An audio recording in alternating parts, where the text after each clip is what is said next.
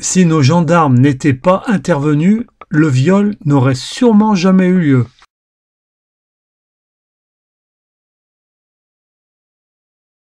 L'homme a insisté pour nous présenter son préjudice, qui ne mesurait pas plus de 10 centimètres.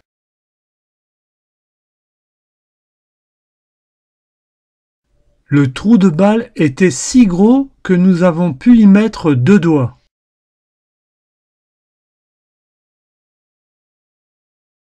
L'homme nous déclara qu'il avait effectivement frappé son adversaire avec une manivelle, mais en faisant bien attention à ne pas lui faire mal.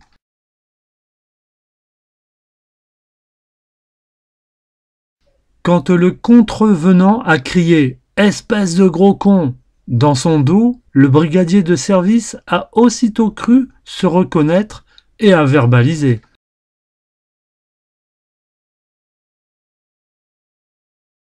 C'est la pluie qui empêcha le brigadier de s'apercevoir qu'il s'était mis à neiger.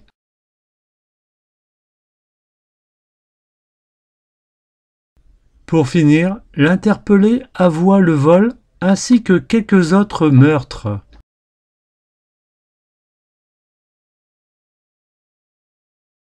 Si l'appel n'a pas obtenu de réponse, c'est qu'il est parvenu au poste vendredi en fin de matinée, alors que le permanent de service venait de partir se coucher comme tous les jours à la même heure.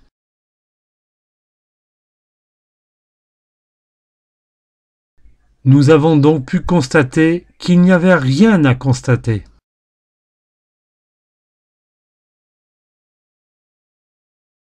Le cadavre ne semblait pas en possession de toutes ses facultés.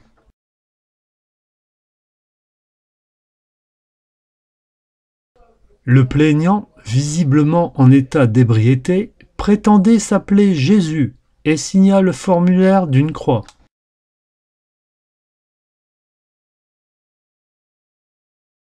Ses explications étaient si embrouillées que nous avons dû le relâcher faute d'avoir la preuve que nous pouvions comprendre ses explications.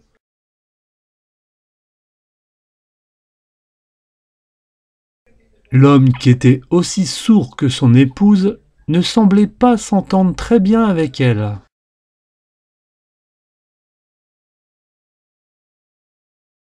L'homme niant toute culpabilité, nous l'avons arrêté. Le suspect s'est alors décidé à passer aux aveux complets pour nous prouver qu'il n'était pour rien dans cette affaire.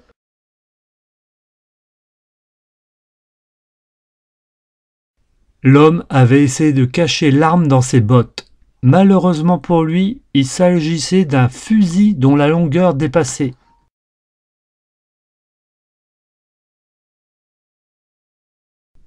L'animal n'a fait qu'une bouchée de la carrosserie du véhicule.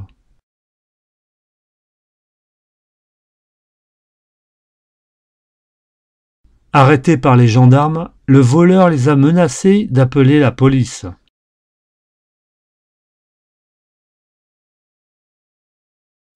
Il est à noter que les deux véhicules sont entrés en collision l'un avec l'autre exactement le même jour.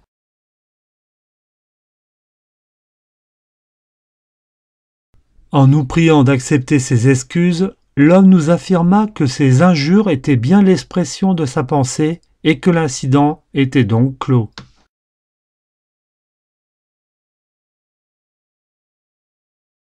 Malgré un taux d'alcoolémie de 3,8 grammes, le conducteur avait gardé toute sa lucidité pour écraser l'animal.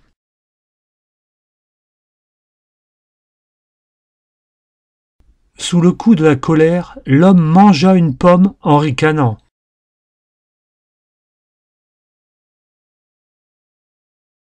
C'est à l'intersection de deux routes que le mur a violemment heurté la voiture.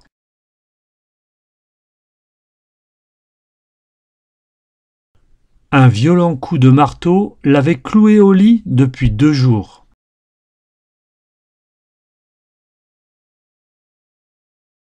Comme il devait être pris en charge au plus vite par un asile d'aliénés, il a été conduit par la gendarmerie.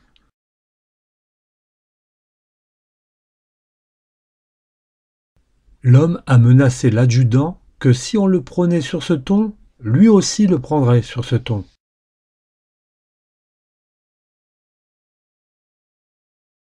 Le pendu est mort noyé.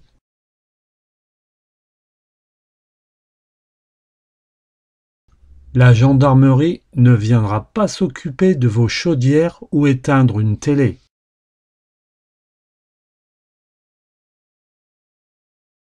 Une femme déclare posséder un Browning 9 mm et demande à remettre cette arme à la brigade, car elle a peur de s'en servir contre sa belle-mère avec qui elle ne s'entend pas actuellement.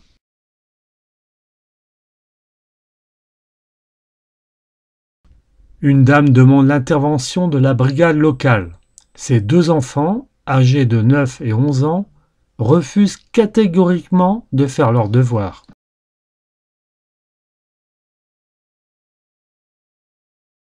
Une dame affolée téléphone pour signaler qu'elle a vu sur le bord de la route un corps perdu dans les arbres. Dépêchés sur les lieux, les gendarmes se sont aperçus qu'il s'agissait d'une poupée gonflable.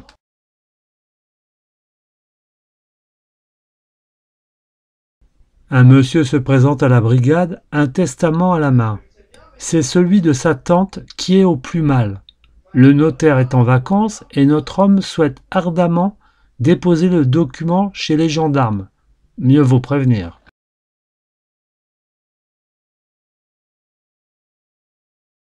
Monsieur X appelle la gendarmerie à l'aide car sa fille et son gendre ont l'intention de divorcer.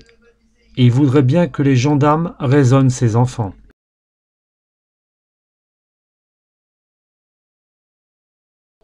Interrogé par nos soins, l'homme a alors menacé de nous répondre si on l'interrogeait.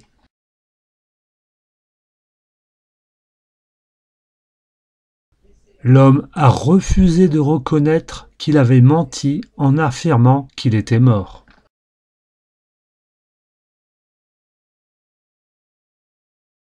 L'homme refusa de nous présenter ses papiers qu'il n'avait pas.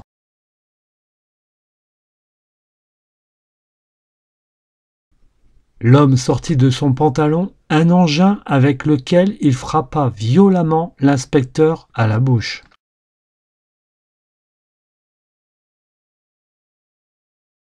L'homme nous parla de son affaire qui n'était pas bien grosse au début, mais qu'il avait réussi à faire grossir grâce à son épouse.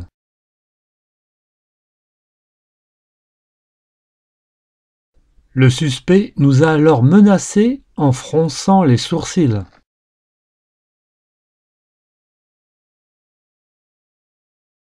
Les 9 coups de couteau relevés sur le cou de la défunte laissaient à croire à une mort qui n'était pas naturelle.